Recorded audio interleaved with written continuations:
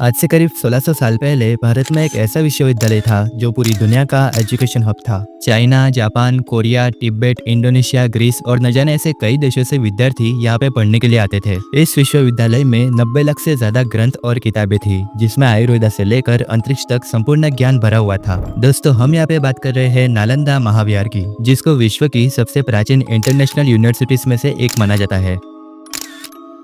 नालंदा शब्द को संस्कृत भाषा से लिया गया है, जो कि 3 संस्कृत शब्द ना, आलम और दा से मिलकर बना है, जिसका मतलब होता है अनस्टॉपेबल फ्लो ऑफ नॉलेज। यानी कि इस यूनिवर्सिटी में ज्ञान का असीम भंडार भरा हुआ था।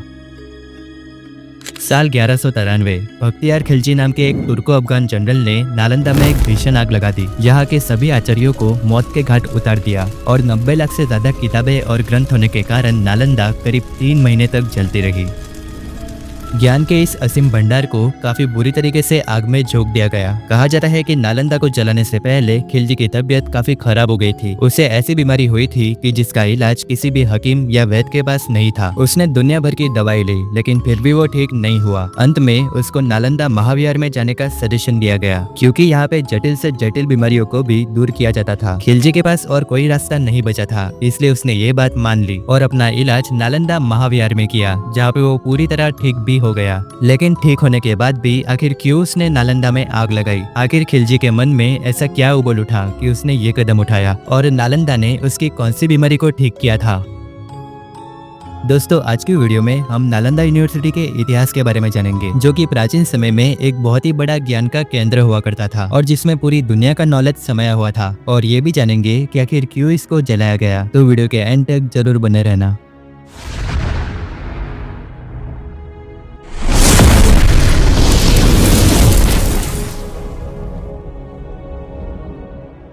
दोस्तों, नालंदा महाविहार सिर्फ एक विश्वविद्यालय नहीं था, बल्कि ज्ञान का एक समुद्र था। 5th सेंचुरी में गुप्त साम्राज्य के सम्राट कुमार गुप्ता ने इसका निर्माण किया था। इस विश्वविद्यालय ने करीब 1600 साल तक ज्ञान का प्रकाश फैलाया। ये करीब 57 एकड़ में फैला हुआ था, जिसमें 8 भव्य कंपाउंड थे। इसका पूरा कैंपस लाल ईंटों से बना हुआ था, जो उस समय की विशिष्ट कला का जीता जागता उदाहरण था। धर्मगंज, जो कि यहाँ की लाइब्रेरी थी, वो विश्व की सबसे बड़ी पुस्तकालयों में से एक थी, जिसमें 90 लाख से अधिक ग्रंथ और किताबें थी। इस विश्वविद्यालय में 10,000 से ज्यादा विद्यार्थी पढ़ाई करते थे, जिन्हें करीब 2000 आचार्य और मॉन्क्स शिक्षा देते थे। यहाँ एक अनोखी शिक्षा पद्धति थी। एक शिक्षक सिर्फ 7 विद्यार्थियों को ही पढ़ा सकता था, ताकि हर विद्यार्थी को अच्छी तरह से ज्ञान प्राप्त हो सके।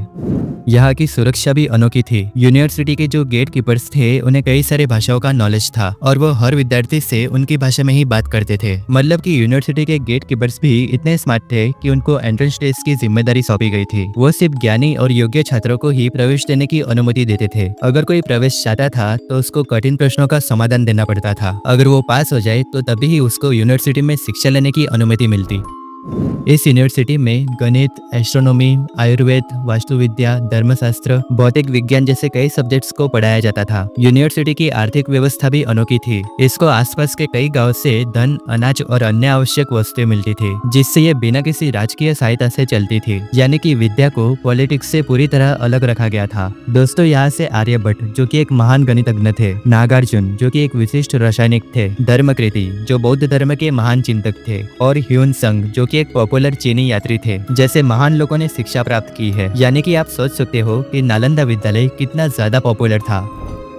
पर दोस्तों, कहा जाता है कि जहाँ पे उजाला होता है, वहाँ पे कभी न कभी अंधेरा जरूर आता है, और नालंदा के साथ भी कुछ ऐसा ही हुआ। साल 1193 एक तुर्की अफगान जनरल बख्तियार खिलजी ने भारत पर आक्रमण किया। उस समय नालंदा महाविहार पूरी दुनिया में ज्ञान का एक मुख्य केंद्र था, जिसे खिलजी समाप्त करना चाहता था। पर नालंदा को जलाने से पहले खिलजी खुद एक गंभीर बीमारी का शिकार हो चुका था। उसने हर हकीम और वैद्य से इलाज करवाया, पर कोई भी फायदा नहीं हुआ, और अंत में उससे कहा गया कि कोई उसे ठीक कर सकता है तो वो है नालंदा महाविहार के आचार्य। खिलजी के पास कोई और रास्ता नहीं बचा था, इसलिए उसने ये बात मान ली। उस समय के महान विद्वान आचार्य राहुल श्री भद्रा ने उसका इलाज किया। खिलजी ने आचार्य से कहा कि वो एक भी दवा नहीं लेगा, उसको बिना दवाई के ठीक किया जाए। आचार्य ने उसका ये चैलेंज स्वीकार कर लिया और उसको कुरान पढ़ने को दी। खिलजी ये देखकर काफी हैरान हो गया और उसने कुरान पढ़ना शुरू कर दिया। समय के साथ साथ जैसे जैसे कुरान के पेजेस पढ़ के खत्म हो रहे थे, वैसे वैसे खिलजी ठीक होता जा रहा था। खिलजी ने आचार्य से पूछा कि कुरान तो मैंने पहले भी पड़ी है, तो तब मैं ठीक क्यों नहीं हुआ। तब आचार्य ने कहा कि उन्होंने कुरान के हर पेजेस पर आयुर्वेदिक औषधि का रस लगा दिया है, जिसको सुनकर वो ठीक हो रहा है। खिलजी इस लेवल का नॉलेज देखकर काफी हैरान हो गया और खुश होने की जगह पर उसको जलन होने लगी, क्योंकि जिस बीमारी का इलाज बड़े बड़े हकीम के पास नहीं था, उसका इलाज नालंदा में पहले से ही मौजूद था। उसको डर था कि अगर ये नॉलेज पूरी दुनिया में फैल गया तो उसका मकसद कभी भी पूरा नहीं होगा, और इसलिए उसने नालंदा को जलाने का फैसला किया।